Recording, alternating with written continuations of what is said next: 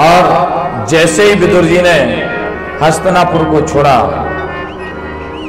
वही हाल हो गया जैसे विभीषण ने लंका को छोड़ा। आज वही हाल हस्तिनापुर का हो गया। विदुर जैसे संत ने जैसे ही प्यारे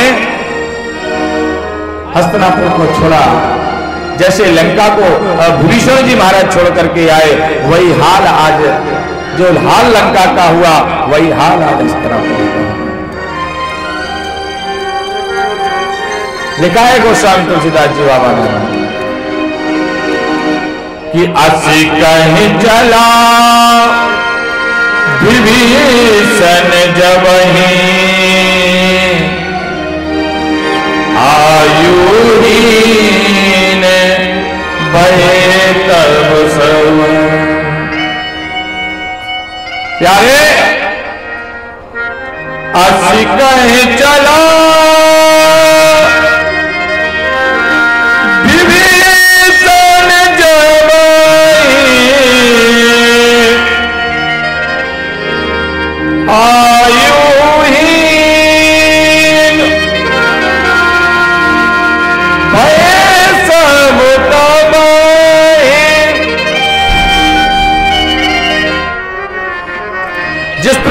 विभीषण ने लंका को छोड़ा, सारे राजा आयुहीन हो गए।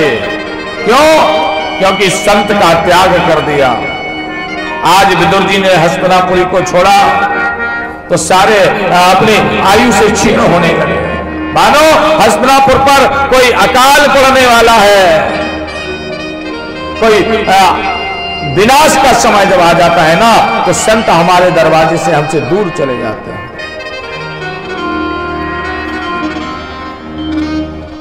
मानो कोई प्रलय हस्तिनापुर के ऊपर आने वाला है। यह स्थिति हस्तिनापुर की हो गई। पांचों पांडव दर दर भटकते हैं, लेकिन 13 वर्ष वनवास काट लिया, 12 वर्ष का वनवास, 13वें वन का ज्ञातवास, फिर भी कौरव उनको संपत्ति नहीं देते हैं। भगवान श्याम सुंदर पहुंचे शांति दूत बनकर समझाने के लिए, और समझाने के लिए जब निकले तो पता लगा कि कन्हैया आने वाले हैं। तो हस्तिनापुर को बड़ा सुंदर सजाया गया। विदुर जी के स्वागत में दुर्योधन ने बड़ी सुंदर सजावट की, लेकिन प्यारे ये दिखावटी सजावट है, ये वास्तविकता प्रेम की सजावट नहीं है। और भगवान कहते हैं दिखावटी सजावट मुझे प्रिय नहीं है, मैं बनावटी से नहीं, मैं तो हृदय की भावना से प्रकट होता हूं।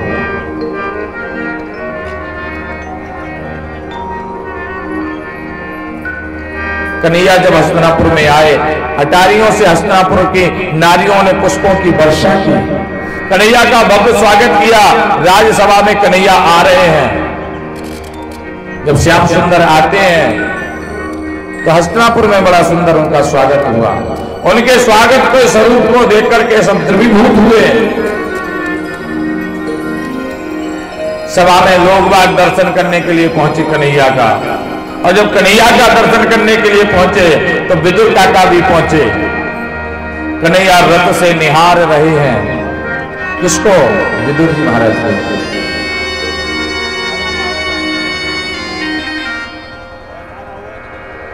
विदुर जी महाराज को निहार रहे हैं, और जैसे ही जब नजर से नजर मिली, दोनों एक दूसरे में द्रवीभूत हो गए। विदुर कहने लगे मैं धन्य हो गया, आज कन्हैया ने मुझे देखा।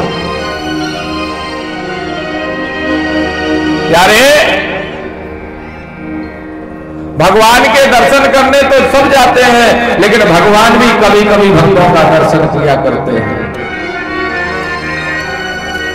विदुर जी को स्वयं कन्हैया अपनी नजर से देख रहे हैं, कहां हैं? पूरी भीड़ में देख लिया, ये खड़े हैं विदुर जी महाराज। नजर पहुंच गई, इशारा कर दिया काका मैं घर आऊंगा। प्रभु आपकी बड़ी कृपा हो। सभा में पहुंचे, स्वागत किया, सुंदर सिंहासन पर बिठाया, और सिंहासन पर बैठे कन्हैया से दुर्योधन आदि वार्तालाप करने लगे। कन्हैया शांति दूत बन करके आए हैं। कन्हैया ने दुर्योधन से प्रश्न किया, दुर्योधन ये बताओ, पांडु महाराज तुम्हारे भाई के कौन थे? बोले तुम्हारे पिताजी के कौन हैं? बोले भाई। रिश्ते में तुम्हारे कौन लगे? बोले काका है हमारे। काका के पुत्र तुम्हारे भाई हुए। और इस राज्य की जो संपत्ति है इस पर आधा अधिकार तुम्हारे काका का है? बोले बिल्कुल है महाराज। अच्छा, जब काका का आधे राज्य पर अधिकार है तो उनकी संतान जो पांडव हैं उनका भी तो अधिकार हुआ ना? तो कहने लगा बिल्कुल नहीं हुआ। ये क्यों? ये कोई न्याय की बात तो है नहीं। तो दुर्योधन बड़ा बड़ा भगवान को कहने लगा, रे मैं उनको युद्ध के बिना एक सुई की नोक के बराबर भी भूमि नहीं दूंगा प्रभु, और तुम उनका पक्ष लेते हो। क्रोधित भाव में अपने दूतों से, अपने सिपाहियों से कह दिया इसको भी बंदी बना लो, ये पांडवों का पक्ष करने वाला है। तो धृतराष्ट्र ने समझाया, अरे ये दूत बन करके आए हैं और दूत को कभी बंदी नहीं बनाया जाता, और ये तो तुम्हारे रिश्तेदार हैं, तुम्हारे मामा के लड़के होते हैं, इनको ऐसे बंधन में करोगे? शांत हो गया। प्रभु क्षमा चाहता हूं, थोड़ा उग्र स्वभाव है ना, तो क्रोध आ गया, और प्यारे क्रोध पतन का कारण होता है।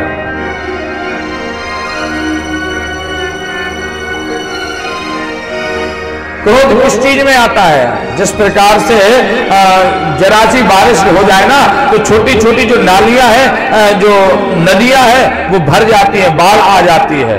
उसी प्रकार से शरीर है, जहां इसमें थोड़ा सा ताप लगा, थोड़ा सा किसी ने कुछ कह दिया तो क्रोध आ जाता है। वही आज हाल दुर्योधन का हो गया, कन्हैया पर क्रोध दिखाने लगा। भैया कन्हैया मेरा उग्र स्वभाव है, क्षमा चाहता है। भगवान तो दीनबंधु है, बोले ठीक है कोई बात नहीं, मुझे इससे कोई फर्क नहीं पड़ता।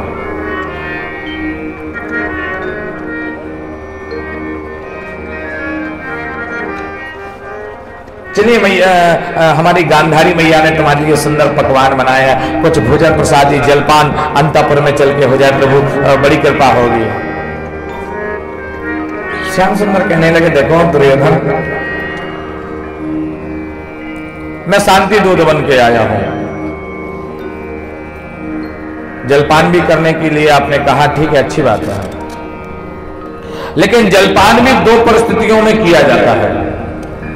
या तो खाने वाले पे बहुत जोर से भूख लगी हो, बहुत जोर से अंदर भूख लगी हो, या खिलाने वाले का भाव बड़ा प्रिय हो। और हमारे साथ ये दोनों परिस्थितियां हैं, ना तो मुझे भूख लगी है और ना तुम्हारा भाव है। और तीसरी बात याद रखो, मुझे किसी के घर जाना है। किसके घर? बोले विदुर के घर। विदुर जी महाराज ने हमारा निमंत्रण किया। बोले कब किया? बोले पत्र भेजा था। दुर्योधन कहने लगा, उन्हें खुद को खाने के लाले हैं, आप कहते हो कि आपको। अब बोले जब निमंत्रण दिया है, घर पे बुलाया, तो खाने की व्यवस्था करेंगे, उसके लिए मुझे किसी से क्या पूछना है? उसके लिए किसी से क्या पूछना?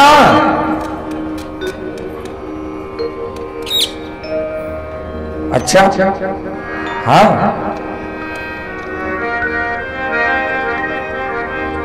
विदुर जी खड़े सभा में, ओ हो कन्हैया ने इतनी बड़ी बात रख दी, मेरे घर भोजन करने आएंगे। विदुर काका वहां से घर से भागे, सभा से भागे घर की ओर। विदुरानी से कहा कि कन्हैया आने वाला है, भोजन करेगा, मैं बाजार जाता हूं, कुछ सामग्री लेकर के आता हूं भोजन कराने के लिए।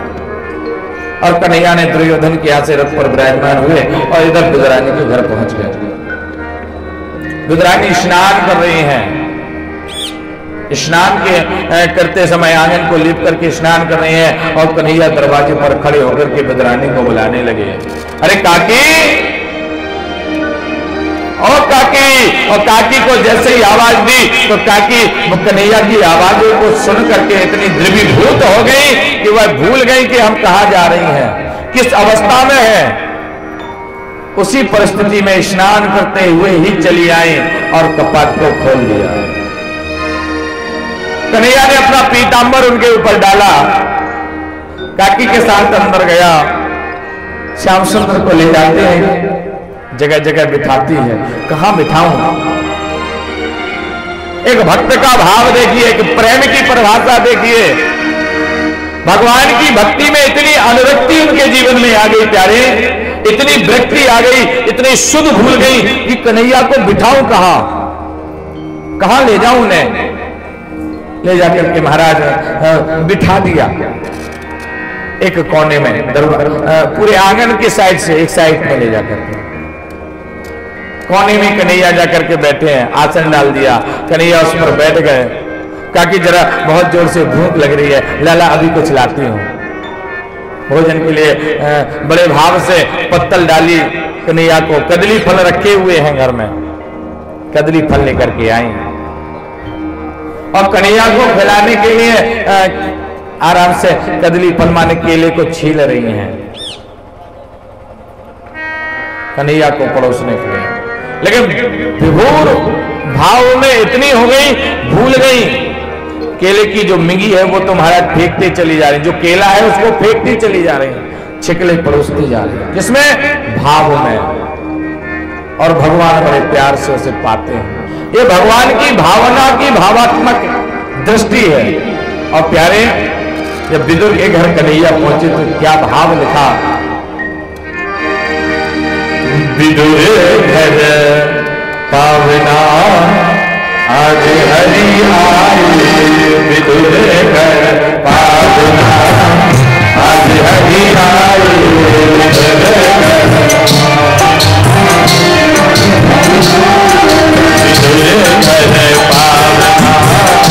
आज हरि आए,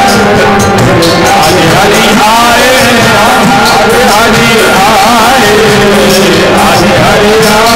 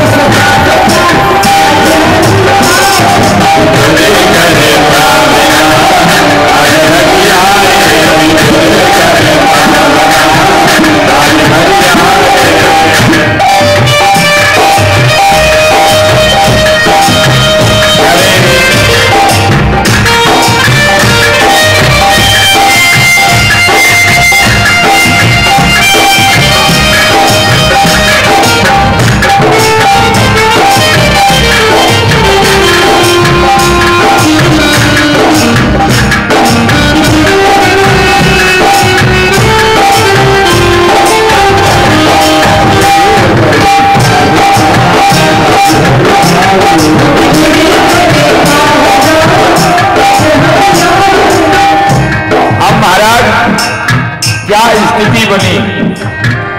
विदुरानी जी भोजन पवा रही है केले का, और केले को महाराज देखने चली जा रही, चिकला श्याम पा रहे हैं बड़े प्यार से, बड़े भाव से, और यह कृष्ण भगवान श्याम सुंदर उसको पाते चले जा रहे हैं। लेकिन महाराज इतने में बाजार से विदुर जी आ जाते हैं और क्या कहते हैं, माई विदुर जी आए,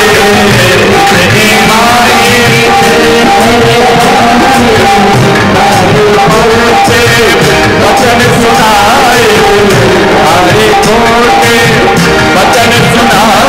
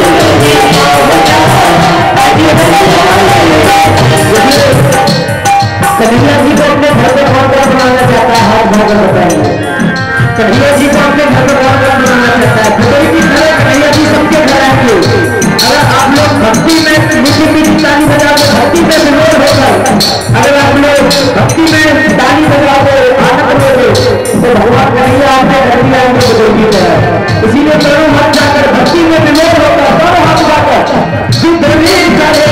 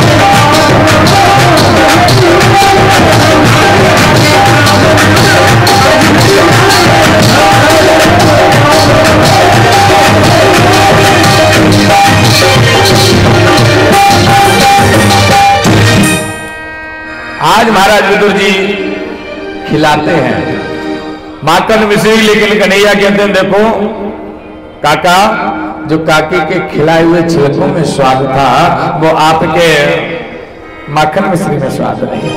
क्यों? कि भगवान कहते हैं कि भाभी का घूमता है और भाभी ही के सारे भाव से मुझे भजो तो भव से मेरा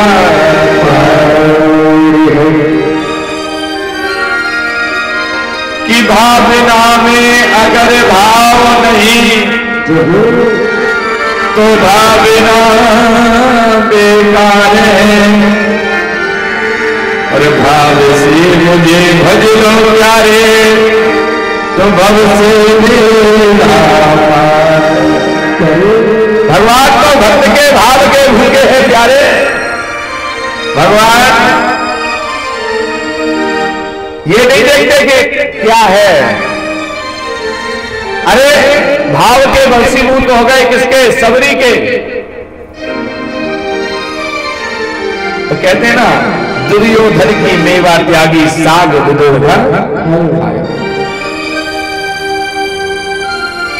प्यारे। भगवान इतने वशीभूत हो गए कि सबरी के जूठे बेर तक खा लिए। क्यों? महाराज एक भीलनी के बेर को